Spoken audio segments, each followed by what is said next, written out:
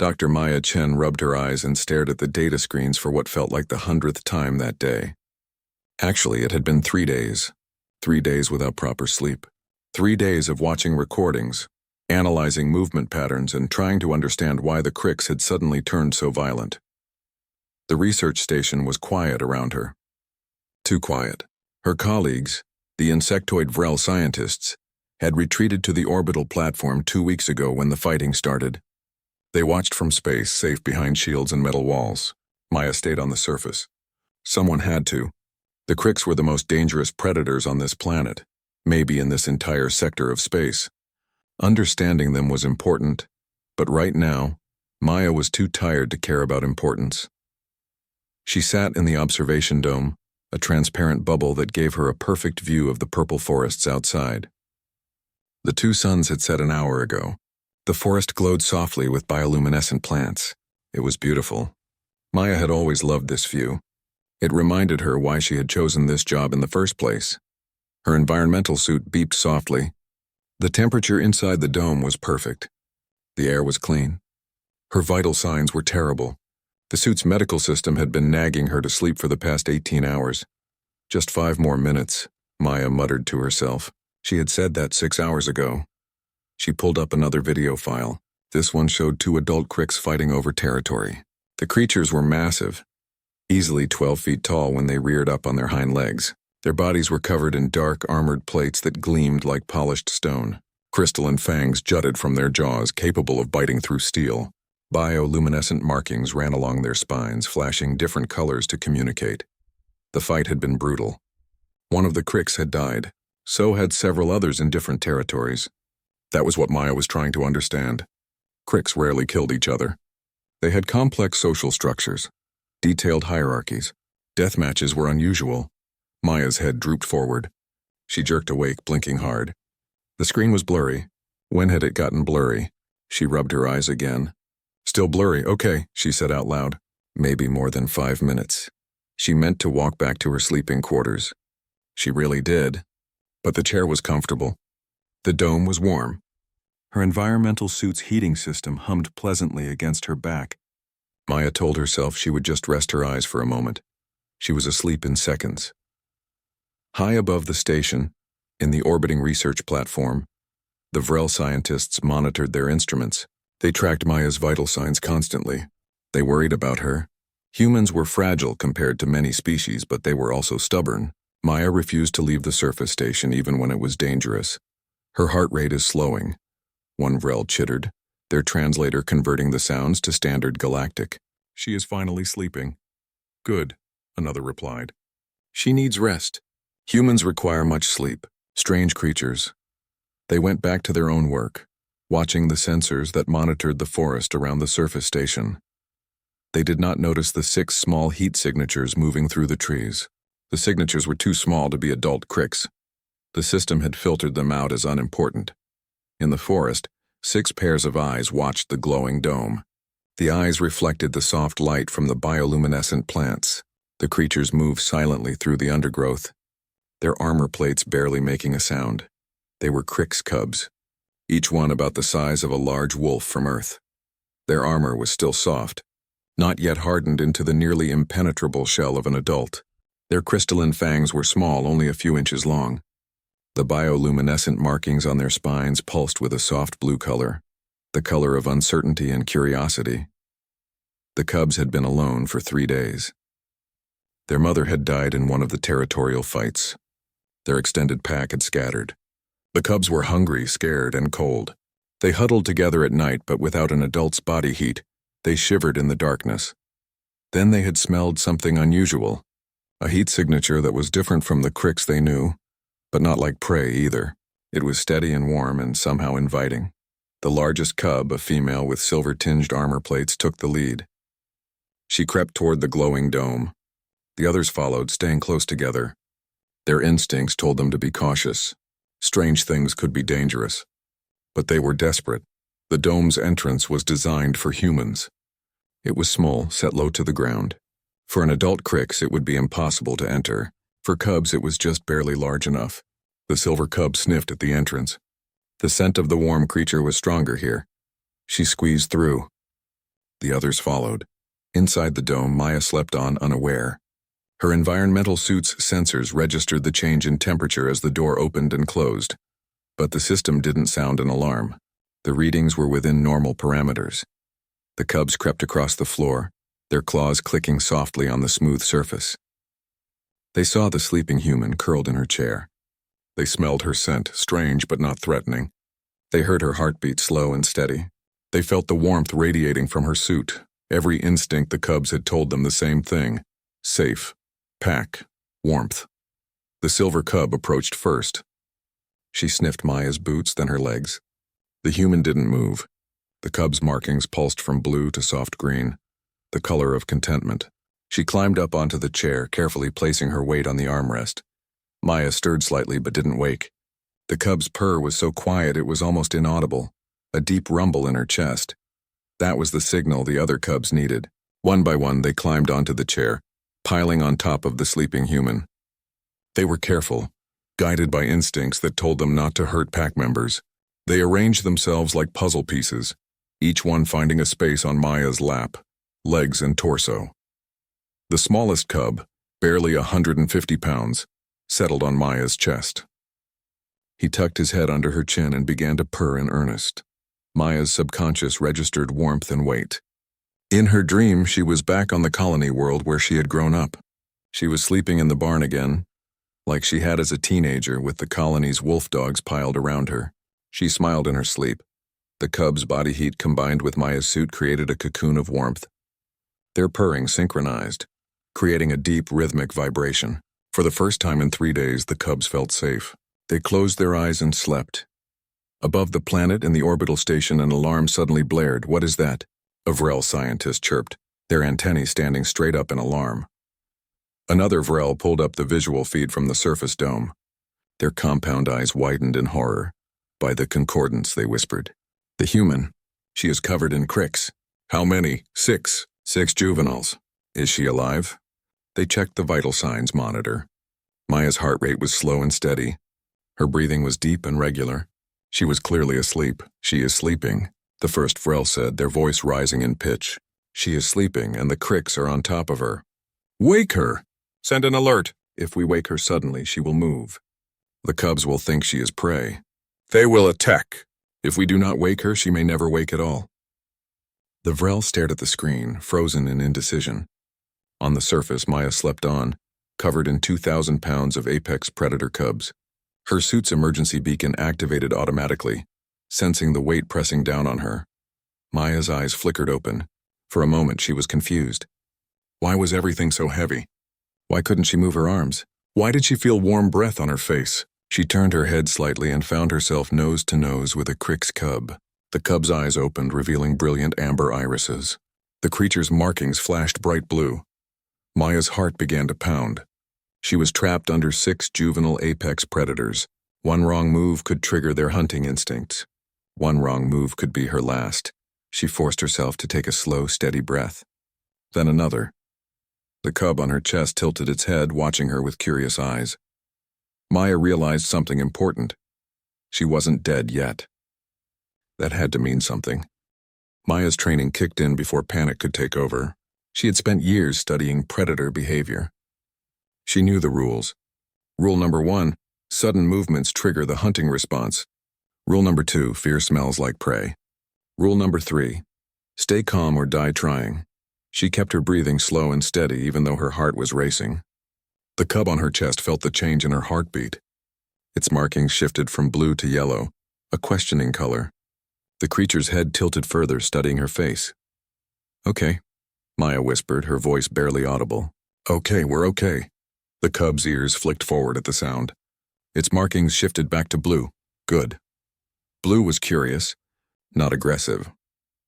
Maya activated her suit's communication system with a subvocal command, using her throat muscles to trigger the system without speaking out loud. "Station to orbital. Anyone there?" The response was immediate and loud in her ear. "Dr. Chen, are you injured? We are preparing sonic deterrence." "No," Maya said, keeping her voice quiet and calm. "No sonic deterrence. No loud noises. Nothing that will startle them. But the cubs are sleeping on me. They think I'm safe. If you scare them, they will panic. Panicked predators kill things. I am the thing they will kill. There was silence from the orbital station. Maya could imagine the Vrel scientists chittering at each other in confusion. You are certain? One of them finally asked. I'm alive right now, aren't I? That means something. Maya slowly moved her eyes, looking at as many of the cubs as she could without turning her head. They could have killed me in my sleep. They didn't. They piled on top of me instead. This is unprecedented, another Vrel voice said. Adult cricks kill anything that comes near their young. Yet the young have chosen to sleep with you. I know, Maya said. I need you to record everything. Every sensor, every camera angle. This might be the most important behavioral data we ever collect. If you survive, the Vrel said. Thanks for the vote of confidence. Maya focused on the cub on her chest. It was still watching her with those brilliant amber eyes. Slowly, carefully, she took a deep breath and let it out. The cub's eyes closed halfway, a relaxed expression. It began to purr again, the sound rumbling through Maya's ribs. That was a good sign, a very good sign. They're purring, Maya reported to the orbital team. That means they feel safe. How do you know? I grew up with animals. Before I studied alien life, I worked with Earth predators, wolves, bears, big cats. The principles are similar across species. Purring is a contentment sound, Maya tested her theory. She slowly, very slowly, flexed the fingers of her right hand. The movement was tiny, almost invisible. The cub on her chest didn't react. Neither did the others. Good. She could move if she was careful. Over the next hour, Maya gradually shifted her position. She moved in increments so small that the cubs barely noticed. She brought her right hand up toward the cub on her chest. The movement took 20 minutes. The Vrel scientists watched in fascinated silence. When her hand finally reached the cub's side, Maya paused. The cub's eyes opened, watching her. Maya kept her hand still, palm open, non-threatening. She waited. The cub sniffed her hand. Its nostrils flared, taking in her scent. Then it pushed its head against her palm, almost like a cat seeking attention. Maya's fingers touched the cub's armor plating. It was warm and surprisingly smooth. She stroked gently, following the direction of the plates. The cub's purr grew louder. Unbelievable, one of the Vrel scientists breathed over the comm. You are petting it. They're babies, Maya said softly. Orphaned babies, if I had to guess. They're looking for comfort. But they are cricks, the most dangerous predators in this sector. Right now, they're scared children who lost their mother.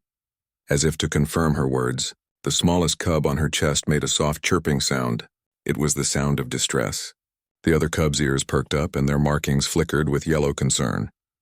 They're hungry, Maya realized. That's why they're so desperate for warmth and comfort. They haven't eaten in days, and how can you tell? Maya carefully moved her left hand now, bringing it to rest on another cub's side. The creature's ribs were visible under its armor plates. I can feel it. They're too thin. If they are hungry, you are in more danger. Hungry predators are unpredictable. Hungry babies are just sad. Maya made a decision. I need you to drop food supplies outside the dome. Use the emergency delivery system. What kind of food? Whatever protein rations we have. Raw, if possible. These cubs need to eat, and I need to be the one who feeds them. That is extremely dangerous. So is letting them starve while they're lying on top of me. Maya kept her voice calm and patient. Think about it. If I can feed them, I establish myself as a provider. That's a pack role. It's a safe role. There was a long pause. Then, we will prepare the supplies. The next 2 hours tested Maya's patience. She continued to slowly pet the cubs, speaking to them in soft, soothing tones. She told them about Earth, about the animals she had grown up with, about the colony world where she had learned that predators and humans could coexist. The cubs responded to her voice. Their markings stayed blue and green, calm colors. They adjusted their positions on her occasionally, but they didn't leave. They seemed content to stay exactly where they were. Maya's back ached. Her legs were numb from the weight. Her bladder was uncomfortably full. She ignored all of it. Discomfort was better than death. Finally, there was a soft thump outside the dome. The delivery pod had landed. All 6 cubs' heads shot up at once. Their ears swiveled toward the sound. Their markings flashed yellow-orange, alert and suspicious. It's okay, Maya said quickly, keeping her voice soft. It's okay. That's food. That's for you. The cubs looked at her, then at the dome entrance, then back at her. They were confused. The silver-tinged cub, the largest one, climbed off Maya's lap and moved toward the entrance. The others followed, reluctant to leave the warmth but drawn by the smell of food. Maya sat up slowly, every muscle protesting. She watched the cubs investigate the entrance. They could smell the food outside, but they were hesitant to leave. "I'm coming with you," Maya said. She stood up carefully, her legs tingling as blood flow returned. "We'll get the food together." She moved toward the entrance. The cubs watched her, uncertain. Maya knelt down next to the silver cub and placed her hand on the dome's exit panel. The door opened. The cubs rushed out, making excited chirping sounds. Maya followed, moving slowly and deliberately. The delivery pod had split open automatically, revealing containers of protein rations. The cubs were already tearing into the packages, their small fangs making quick work of the packaging. Maya picked up one of the containers and opened it properly. She pulled out a chunk of processed protein and held it out to the smallest cub, the one who had been on her chest. The cub looked at the food, then at Maya, then back at the food. It approached cautiously and took the offering from her hand, careful not to bite her fingers. "Good," Maya said. "Good baby." She fed each cub by hand, one at a time. They learned quickly that she was the source of the food. By the time the containers were empty, all 6 cubs were pressing close to her, marking her with their scent, rubbing their heads against her legs and arms. In the orbital station, the Vrel scientist watched in stunned silence. "She has bonded with them," one finally said. "Impossible. No species has ever bonded with Crix, and yet we are watching it happen." One of the senior scientists pulled up comparative data, running analysis on everything they had just witnessed. The results appeared on the screen, and the scientist's antennae drooped in confusion. "I have a theory," they said slowly. "It is an absurd theory. Tell us." "Humans are unique among spacefaring species.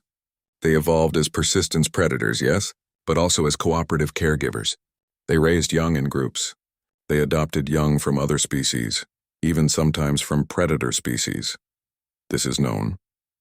But we never considered what that means for their biology, their behavior patterns, the signals they unconsciously send." The scientist pulled up more data. "The cubs are responding to signals that most intelligent species do not send.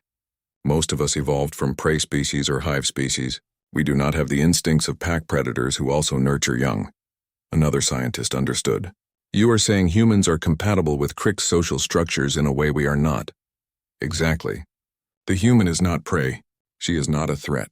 To the cubs, she registers as pack." On the surface, Maya sat on the ground outside the dome, surrounded by 6 full-bellied, contented Crix cubs. They piled on her again, gentler now, purring in the darkness. Maya looked up at the stars and smiled. She had just made history. She had done something no other being in the galaxy had ever done, and it had all started because she was too tired to walk to bed. 2 weeks had passed since the cubs found Maya sleeping. 2 weeks that had changed everything. The news had spread across the galaxy faster than a jump ship. Video footage of a human woman feeding Crix cubs by hand was being broadcast on every major network. Scientists, military strategists, and politicians from 100 different species were debating what it meant. Maya barely noticed the attention. She was too busy being a mother to 6 increasingly energetic predator cubs. She had named them, of course. The largest, the silver-tinged female, was Nova. The smallest male was Spark. There was Shadow, who had dark armor plates, bright-head bioluminescent markings that glowed more intensely than the others. Ghost was the pale one who moved silently, and finally Rumble, who purred so loudly that the whole dome vibrated. The cubs followed Maya everywhere now. When she worked at her computer, they draped themselves across her feet and legs. When she ate, they watched with curious eyes, occasionally begging for scraps even though they had their own food. When she slept, they created a protective circle around her bed. The Vrel scientists had finally returned to the surface station, though they kept their distance. They observed from behind barriers, taking notes and running scans. They were particularly interested in why the cubs had bonded with Maya, but showed no interest in them. "It is the movement patterns," one Vrel scientist suggested. They watched Maya walk across the observation area, 6 cubs trailing behind her like ducklings. "Humans move like predators. Smooth, efficient. We move like prey. Jerky, cautious." "It is more than that," another argued. "It is something in the human biology. something we do not possess. They were right, but they didn't know how right they were. The Galactic Concordance had taken an interest in Maya's situation. They sent representatives from 3 different species to observe. A Thorgon warrior arrived first, covered in scales and standing 8 feet tall.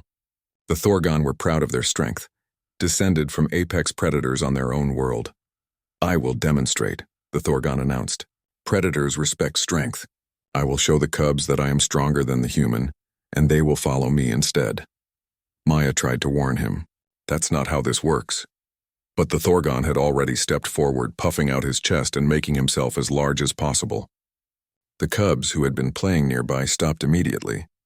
Their markings flashed red: threat, danger. Nova stepped in front of Maya, lowering her head and growling. The other cubs flanked her, forming a protective barrier between Maya and the Thorgon.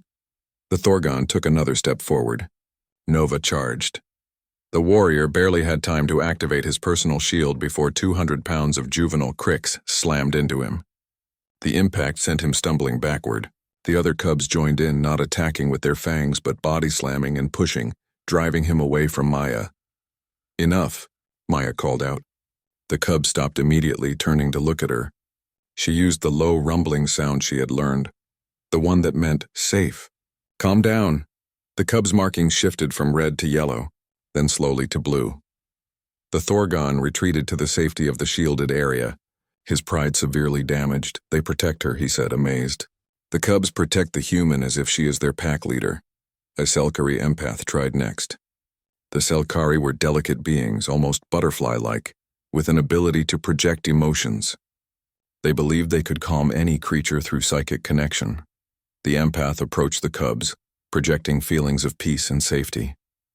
The cubs' markings flickered, confused. They looked at the empath, then at Maya, then back again. Something was wrong. The emotions they were feeling didn't match the creature sending them. Bright, the one with the intense markings, made a distressed, chirping sound. The cubs scattered, hiding behind Maya. They associated the Selkari with confusion and discomfort, not safety. "Interesting," the Selkari said, retreating. "The cubs are not receptive to empathic projection. Perhaps their neural structure is incompatible." Maya knew better. "You're trying to make them feel something that doesn't come from a real source. They trust physical signals, not psychic ones. They trust what they can smell, hear, and touch." Over the next week, 5 more species attempted to replicate Maya's bond with Crick's cubs. All failed. Some failed spectacularly, nearly getting injured. Others simply could not get the cubs to pay attention to them at all.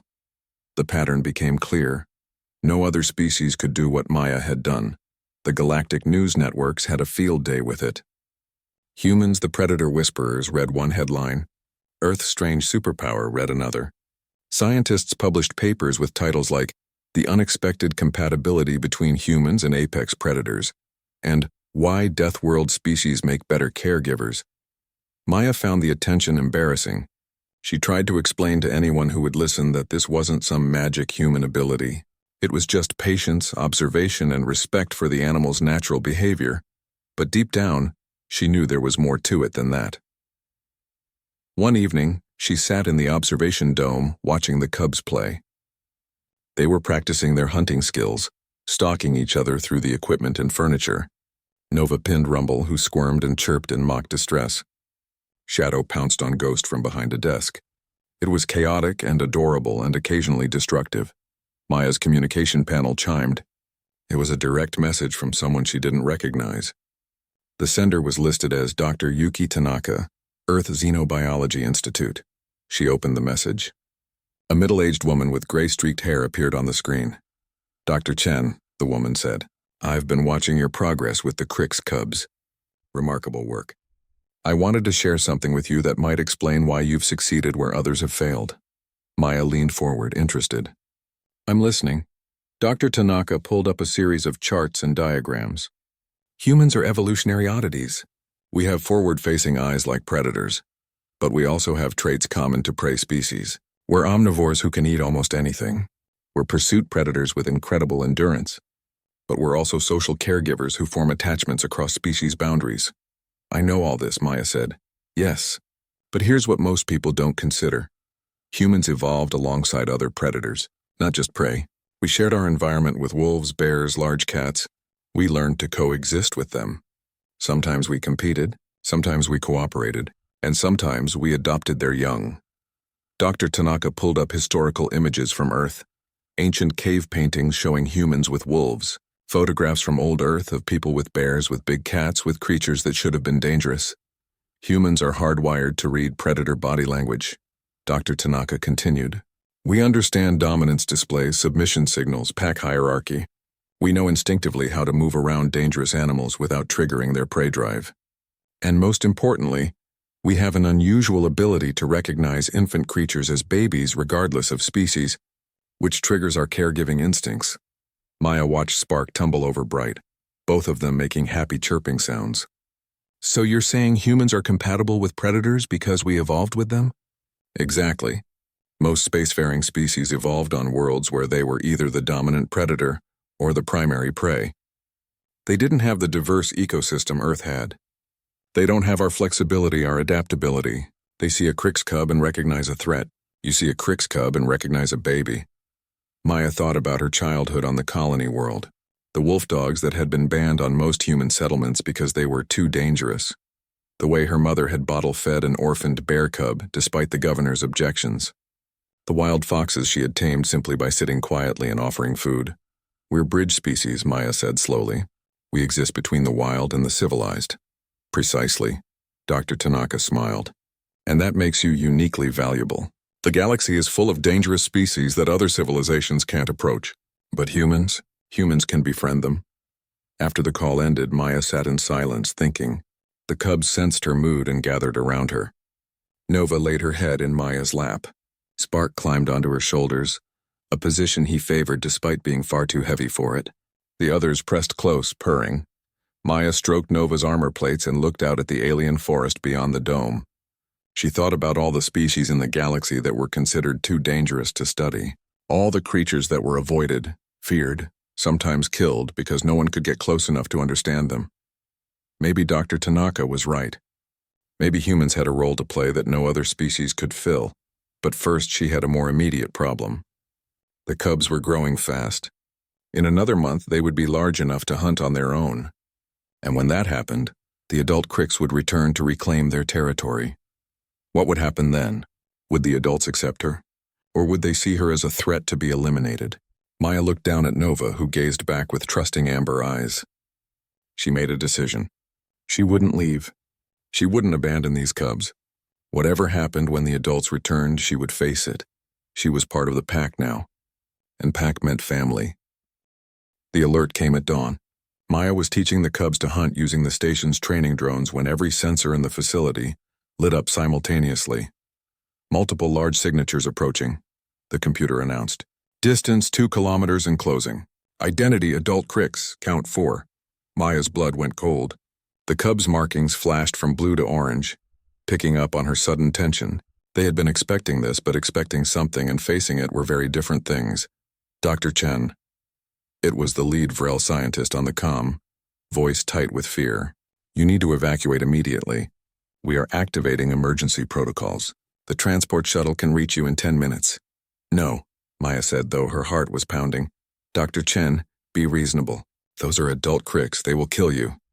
They might kill me if I run, Maya countered. Running marks me as prey. You know this. Staying might also get you killed. Maybe. Maya knelt down and the cubs immediately pressed against her. They were afraid too.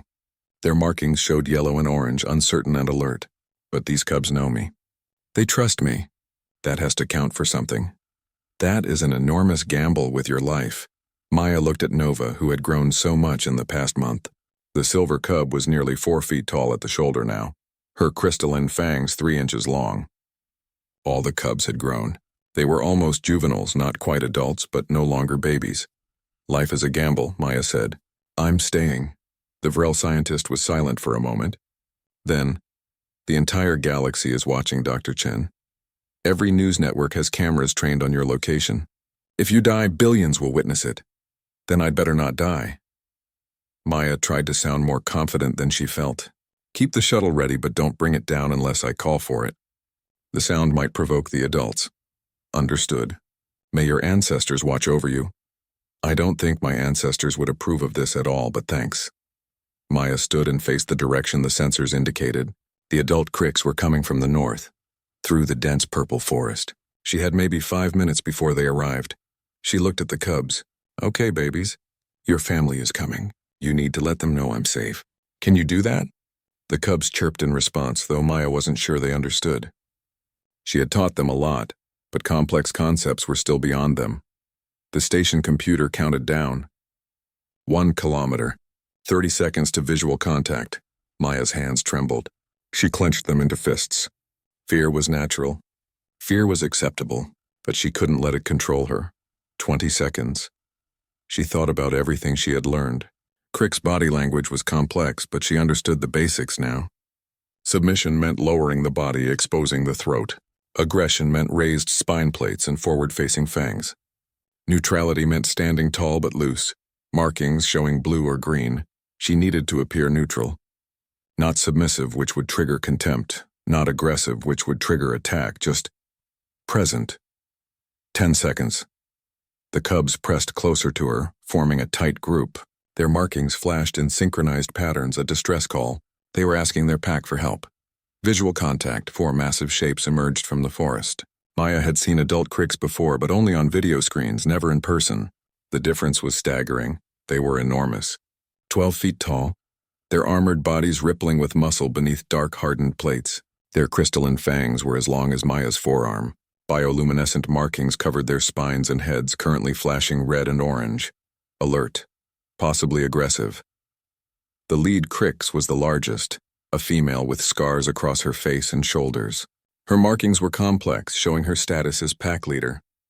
Maya recognized her from the behavioral footage. This was the matriarch, the dominant female of this territory. The matriarch's eyes fixed on Maya. The human was standing in the middle of the matriarch's cubs, in the matriarch's territory. Every instinct the matriarch had was probably screaming threat. Maya stayed absolutely still. She kept her body loose, her hands open and visible. She met the matriarch's gaze but didn't stare aggressively. Acknowledge but don't challenge. The cubs suddenly broke from Maya's side and ran toward the adults, chirping frantically. They swarmed around the matriarch's legs, rubbing against her, marking her with their scent. But they also kept looking back at Maya, making distressed sounds. The matriarch rumbled, a sound so deep Maya felt it in her bones. The other adults spread out, flanking Maya. They were surrounding her, cutting off escape routes. Maya's training screamed at her to run. Every human instinct told her to get away from the massive predators. But she stood her ground. She made the low rumbling sound the cubs had taught her, the one that meant calm, safe, no threat. The matriarch's head tilted slightly. Her markings flickered from red to orange to yellow. Confusion. Nova, the largest cub, ran back to Maya and pressed against her legs. Then she ran back to the matriarch. Back and forth, trying to connect the two. The other cubs joined in, creating a bridge of movement between their adopted human mother and their birth pack. The cubs' markings flashed in patterns Maya had never seen before. They were communicating something complex, something important.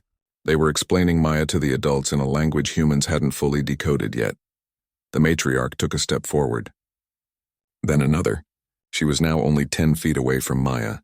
Close enough to strike. Close enough to kill with a single bite. Maya controlled her breathing. Slow, steady. She thought about her mother bottle feeding that bear cub years ago. She thought about sleeping in the barn with the wolf dogs. She thought about every moment of trust she had ever built with a dangerous animal. She lowered herself to one knee, not full submission, but a lowering, a sign of respect. She turned her head slightly, exposing the side of her neck. Vulnerable, but not completely defenseless. The matriarch moved closer. Maya could feel the heat radiating from the creature's body. She could smell the musky scent of cricks like heated stone and ozone. The matriarch's breath washed over her, hot and carrying the scent of meat. Then the matriarch did something unexpected. She lowered her own head, bringing her massive snout close to Maya's exposed neck. She sniffed, taking in Maya's scent, processing it. Maya remained motionless. This was the test. This was the moment where the matriarch decided, pack or prey. The cubs chirped urgently. Nova pressed against Maya's back, supporting her. Spark climbed onto Maya's shoulder despite his size, adding his scent to hers. The matriarch sniffed again. this time moving to Maya's hair, her hands, her clothes. The human was covered in cub scent, saturated with it. The cubs had marked her as thoroughly as if she were another Crix. Then the matriarch made a sound Maya had never heard before. It was deep and complex, a series of rumbles and clicks. The other adults responded with similar sounds. A conversation in a language Maya couldn't fully understand. The matriarch stepped back. Her markings shifted from yellow to blue-green, acceptance, recognition. She turned to the cubs and rumbled. The cubs chirped happily and swarmed around both the matriarch and Maya, creating a chaotic pile of bodies. The other adults approached more slowly, sniffing Maya, examining her. Maya remained still, letting them investigate. One adult, a male with dark markings, nudged her shoulder with his snout. It was surprisingly gentle. She took a risk and reached up slowly, placing her hand on his armor plate. He didn't pull away. "She is alive," the Vrel scientist breathed over the comm. "By all the stars, she is alive and they are accepting her." Maya didn't trust herself to speak yet.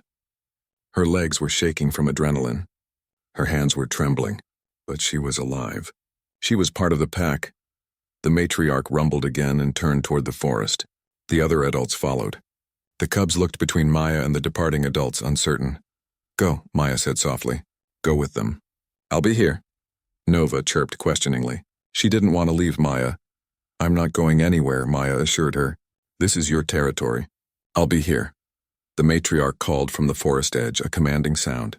The cubs reluctantly left Maya and followed the adults into the trees. But they kept looking back, their markings showing their confusion and concern.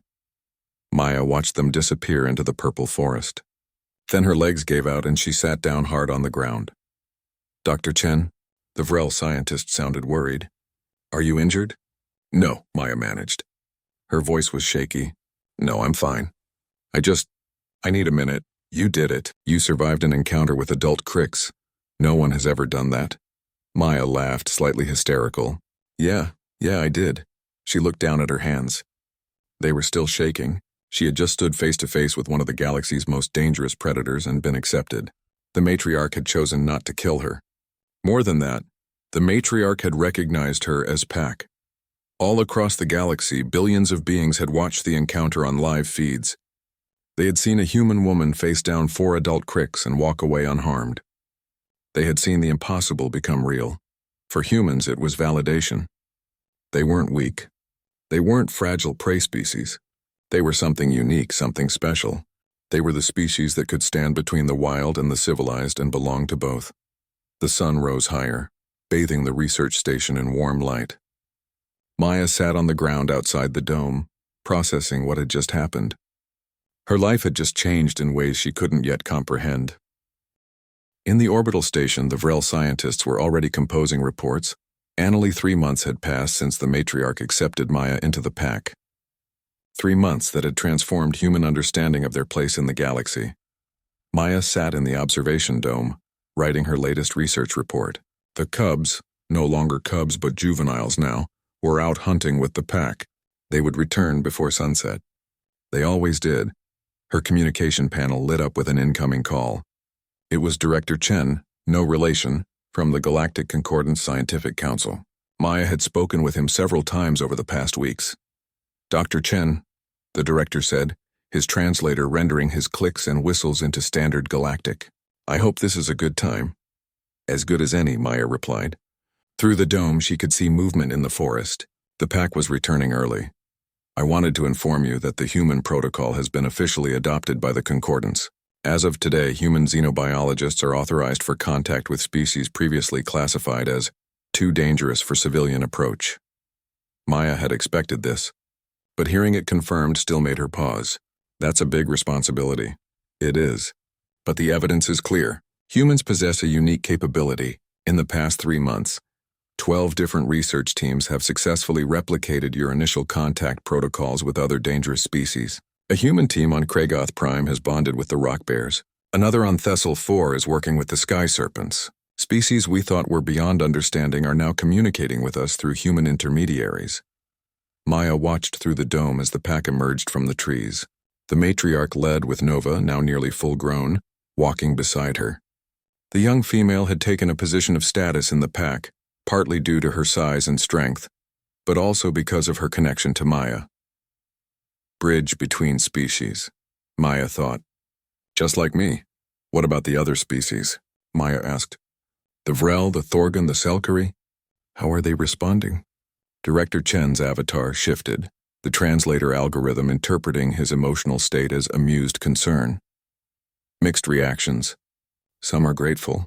They see this as humanity filling a crucial niche in galactic society. Others are less comfortable. They think we're dangerous. They think you're unpredictable. You form bonds with creatures that terrify them. You walk calmly beside predators that would hunt them. It challenges their understanding of safe behavior. Maya smiled. We've been challenging understandings of safe behavior since we tamed fire. Indeed. The director paused. There is another matter. We have received 17 requests for human xenobiologists to study various species. We do not have 17 qualified humans. We do not have 7. Currently, you and 3 other specialists are the only ones certified for apex predator contact. Training takes time, Maya said. You can't rush this kind of work. I know. But there is pressure. Every species we cannot study is a potential threat. Every unknown behavior is a possible conflict. The galaxy needs humans to do what only humans can do. Maya thought about that. The galaxy needs humans. It was a strange feeling. For so long, humans had been the newcomers, the late arrivals to the galactic community. They were seen as interesting but not essential. Now suddenly they were valuable in a way no one had anticipated. I'll help with the training program, Maya said. But we need to be selective. Not every human can do this. It takes a specific temperament. Agreed. We will send you the candidates. You can assess them. After the call ended, Maya stepped outside. The pack had settled near the dome, the adults grooming each other while the juveniles played. Nova saw Maya and immediately bounded over, nearly knocking her down with enthusiasm. The young Crix was now taller than Maya, easily 500 pounds of muscle and armor. Easy, girl, Maya laughed, scratching Nova's favorite spot behind her ear plates. The other juveniles joined in, creating their usual chaos of purring bodies and clicking fangs. The matriarch watched from a distance, her markings showing blue-green contentment. Over the past months, Maya had learned to communicate with the adults using a combination of body language, vocalizations, and simple gestures. It wasn't language, not really, but it was understanding. Maya had learned that Crick society was more complex than anyone had realized. They had territories, yes, but also trade routes. They shared information about prey movements and danger zones. They had what could only be described as diplomacy between packs. And they remembered. They remembered friendships, alliances, debts, and grievances across generations. The matriarch rose and approached Maya. The human no longer felt fear around the massive predator. They had an understanding now, built over months of coexistence. The matriarch rumbled and Maya rumbled back in approximate imitation. The matriarch turned her head toward the forest, then back to Maya. An invitation. You want me to hunt with you? Maya asked. She had observed hunts many times but never participated. The matriarch rumbled again, more insistently. Nova chirped excitedly, bouncing on her feet. Okay, Maya said. Okay, let's go. She informed the orbital station of her plans, ignoring their protests. Then she followed the pack into the forest. The hunt was a revelation. Maya had studied Crick's hunting behavior from recordings, but experiencing it was completely different. The pack moved through the forest with perfect coordination, communicating through markings, sounds, and subtle body movements. They were hunting a herd of grazing creatures called thornbacks, large six-legged herbivores with defensive spikes. Maya's role was simple: stay out of the way and observe. But as the hunt progressed, she realized she was seeing something no other non-Cricks had ever witnessed. The adults were teaching the juveniles advanced hunting techniques. Nova was being shown how to cut off escape routes. Spark was learning how to drive prey toward ambush points. It was a school, a family school, passing knowledge from one generation to the next. When the hunt succeeded, the pack shared the kill according to complex social rules. Maya was offered a portion, a sign of full acceptance. She took it, even though the raw meat was not her preferred diet. To refuse would be an insult. That night, as the pack settled for sleep, Maya sat with her back against a warm Crix adult, her legs stretched out, juveniles piled around her. She looked up at the alien stars and thought about how far she had come from that exhausted night when she fell asleep in the dome. Her communication device chimed softly. It was a text message from Dr. Tanaka on Earth. "You've changed everything, Dr. Chen. Human xenobiology applications are up 400%. Children want to work with aliens. Adults are reconsidering their careers. You've shown the galaxy what humans can be. You've shown us what we can be. Thank you." Maya read the message twice, then looked around at the sleeping pack.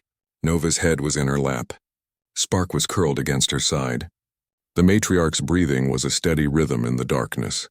She had not set out to change anything.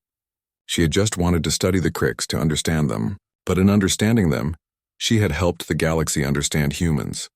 They were not the strongest species. They were not the smartest or the fastest or the most technologically advanced, but they had something unique. The ability to stand at the boundary between the wild and the civilized and be welcomed by both. They were bridge builders. Pack members to species that had never had packs before, friends to creatures that others called monsters. 2 weeks later, Maya received a visitor. A young human woman named Sarah Kim stepped off the transport shuttle looking nervous and excited. "Dr. Chen," Sarah said, shaking Maya's hand enthusiastically. "I can't believe I'm here. I can't believe I'm going to learn from you." Maya smiled. Sarah was the first of the new trainees, sent to learn how to work with dangerous species. There would be others. Hundreds eventually. Humans would spread across the galaxy, forming bonds with creatures no one else could approach. "First rule," Maya said, "never assume you know everything. The animals will teach you if you let them." "Yes, ma'am." Second rule, respect is everything. These creatures are not pets. They are not tools. They are intelligent beings with their own societies and rules. We are guests in their world. Understood. Third rule, trust your instincts, but also trust the science.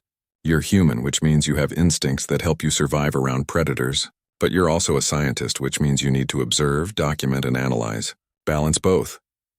Sarah nodded, taking mental notes. Nova chose that moment to investigate the newcomer, approaching with curious amber eyes. Sarah froze, clearly fighting the urge to run. "Don't run," Maya said calmly. "Lower your body slightly. Show you're not a threat. Let her smell you."